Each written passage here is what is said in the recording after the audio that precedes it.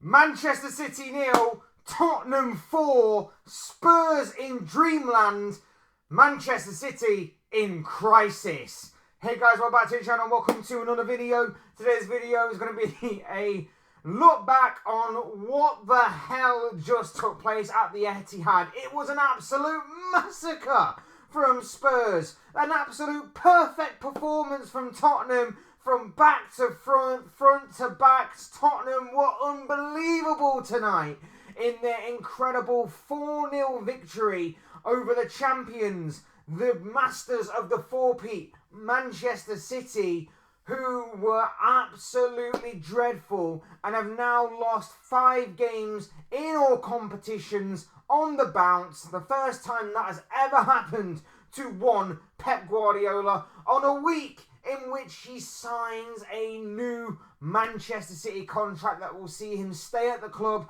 until 2027.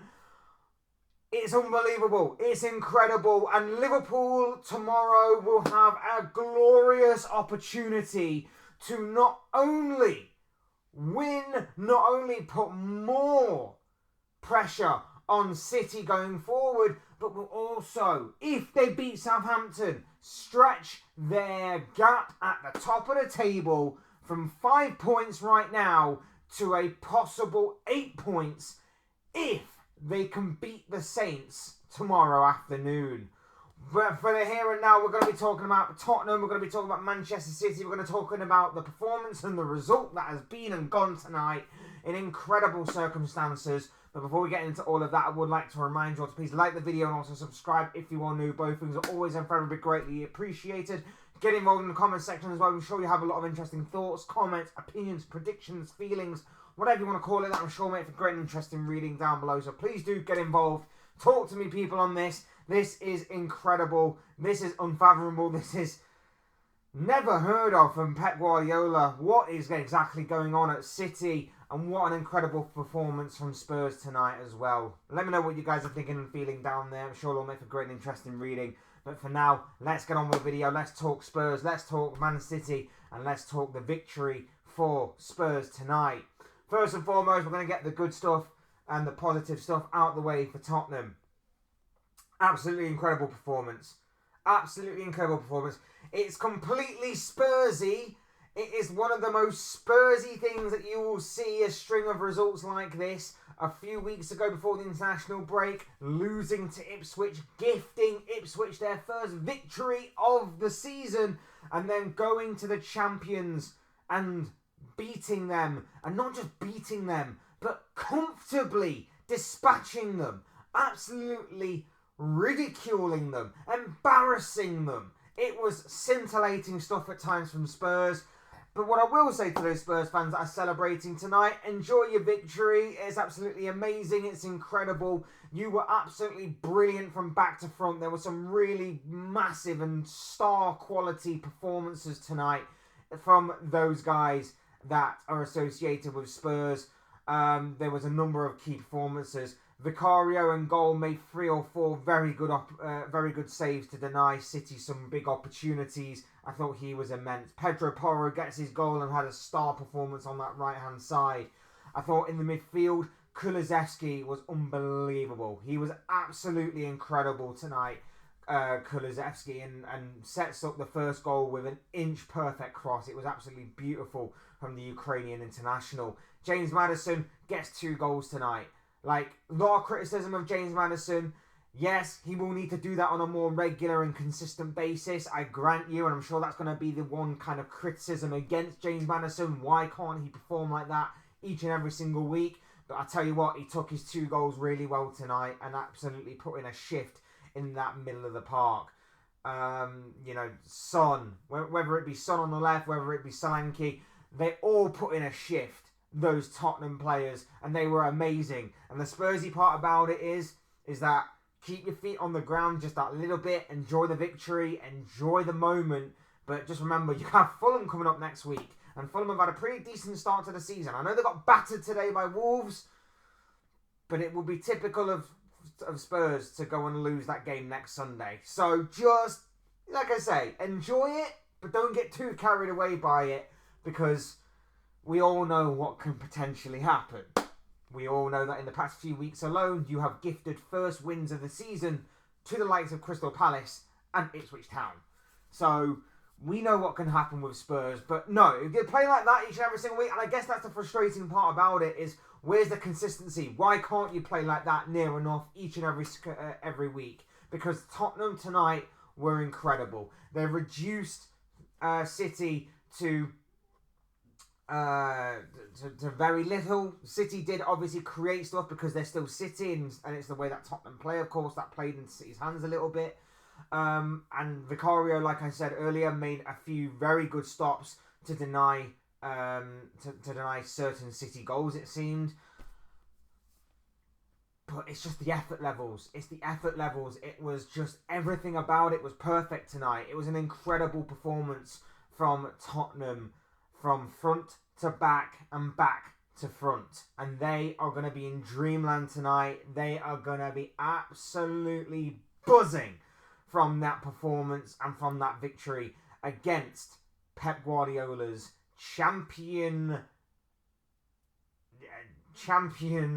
four-time champion side.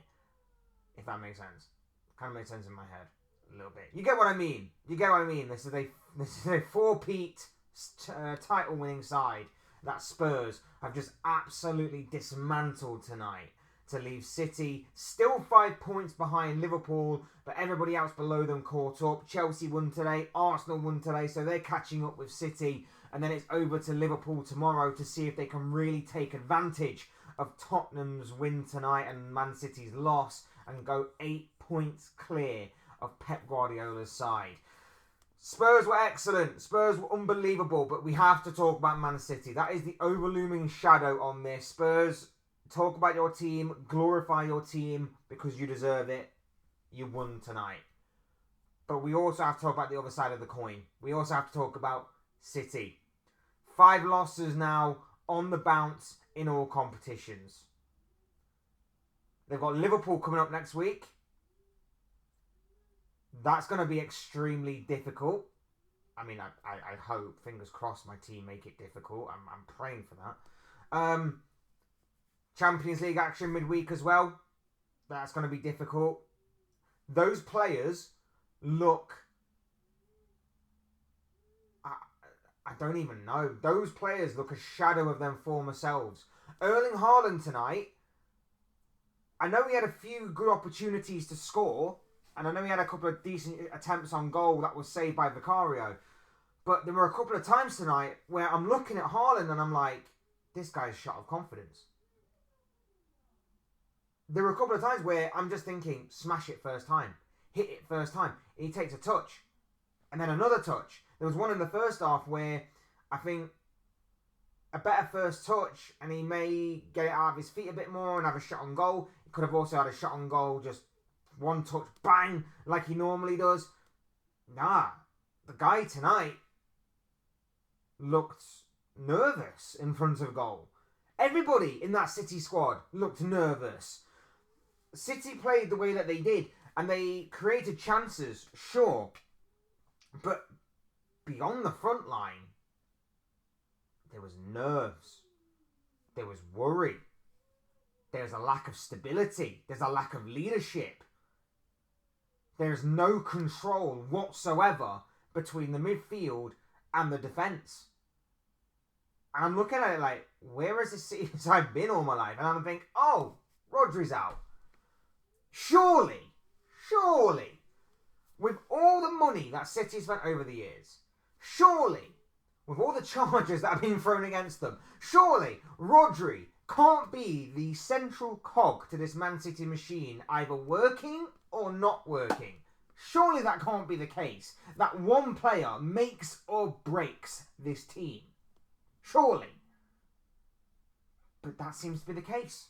Because no one defensively for Manchester City seems to be stepping up. No one seems to be taking accountability. No one seems to be taking any leadership. That back line alone is worth over 200 million. If you even and that's even more so if you include Stones obviously coming off at half time, replaced by Ake. That back line is over 200 million. I mean, you're touching about 185 odd million alone in Walker, Stones, and Gvardiol. But they are just conceding chances and goals for fun. Spurs, once they won the ball back and got past the front line of City, the press of the front line of City, they were just finding pockets of space at will. They were just passing the ball about really, really well, but with ease. They were just getting at City every single time.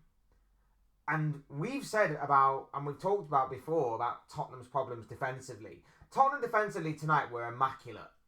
As best as you can possibly get against a City side that you know are going to create chances, you know are going to create opportunities, but they were very, very good in restricting them to the chances that City obviously did manage to create. It wasn't perfect. You're not going to get perfection though against City, but it was as close to perfection as you're going to get against Pep Guardiola's side. Midfield-wise, they were unbelievable. Absolutely unbelievable in midfield. Kulusevski dropping in, helping out, putting in a shift. Every time he got the ball, press resistant, just kind of dropped the shoulder, moved it into space, laid the ball off, moved forward, looking to create some sort of counter-attack. He was immense. Sarr, Basuma, and I was worried for Basuma as well, because Basuma, within the opening 30 seconds of the game, was booked, and I was thinking, that is going to be a tough gig for him. That's going to be a very tough gig for Basuma to carry out the rest of the 89 or so minutes that remain on a yellow card walking that tightrope. But City didn't really even challenge him once. They didn't run him once. Basuma was very, very good in that respect as well, obviously keeping his discipline for the remainder of the game. But so many problems for City. And it's not even chance creation. Like I said, there were a few chances created tonight.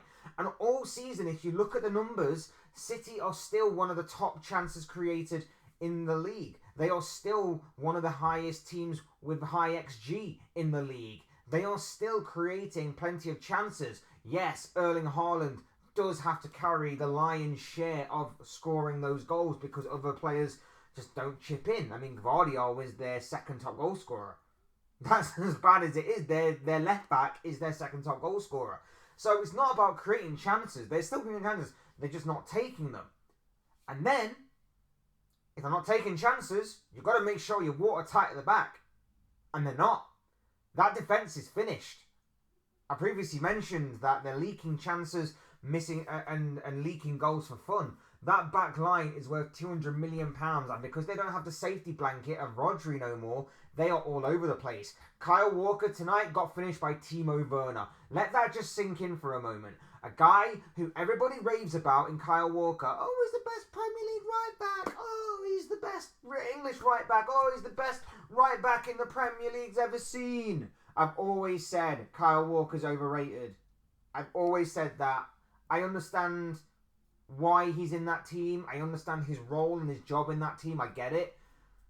But if he didn't have pace, he wouldn't be nowhere near that City squad. And I've said that time and time and time and time again. And tonight, he's finished. Timo Werner absolutely rinsed him. He is done. Gvardiol got done. Ake got done. I like Akanji, but he got done tonight. All of them got done. Finished. Finito. And I know it's absolutely dangerous me saying all this because we play them next week. Liverpool versus Man City. Sunday afternoon is going to be a hell of a game. I get that. And it's probably going to be the one game they remember to play football in. Probably.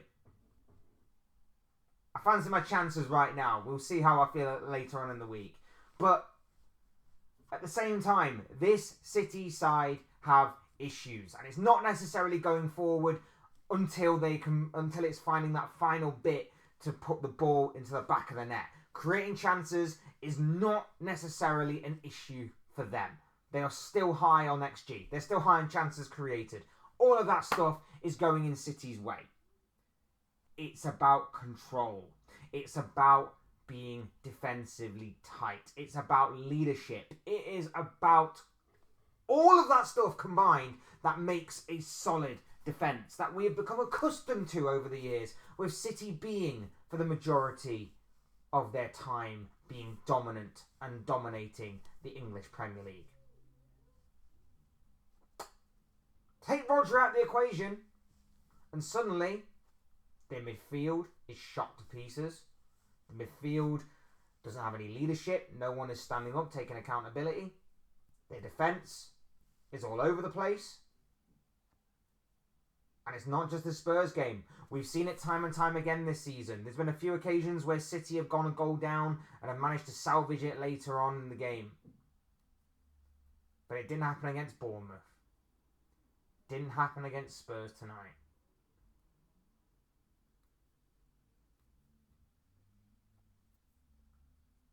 There's a massive job on the hands of Pep Guardiola to get this right.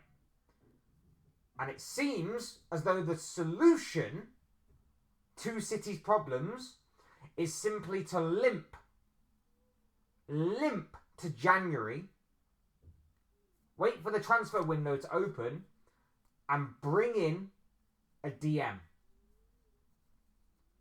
But that DM has got to hit the ground running.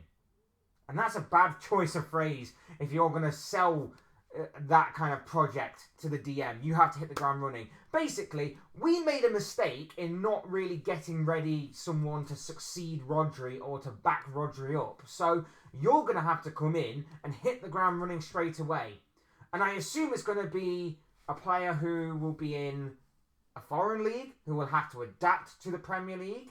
I can't really see many top DMs in England that would want to obviously sell to City, and because they know the kind of area that City are going to look to target, the price is going to obviously be raised quite significantly. Guardiola's got one hell of a job on his hand. I agree this can't solely be placed on Rodri. It's embarrassing if that is the case, and it's embarrassing if City do use that as an excuse, that it is solely down to Rodri as to why the City side aren't playing very well. Because there are other players there that aren't playing very well. A mentality drop, sure. But even when Liverpool were on top, even when Liverpool were even dropping off, I don't think they were this bad. Didn't look this bad. Didn't have these kinds of poor performances. I get there are other issues at play. I get Rodri. I get mentality. I get leadership. I get an aging squad.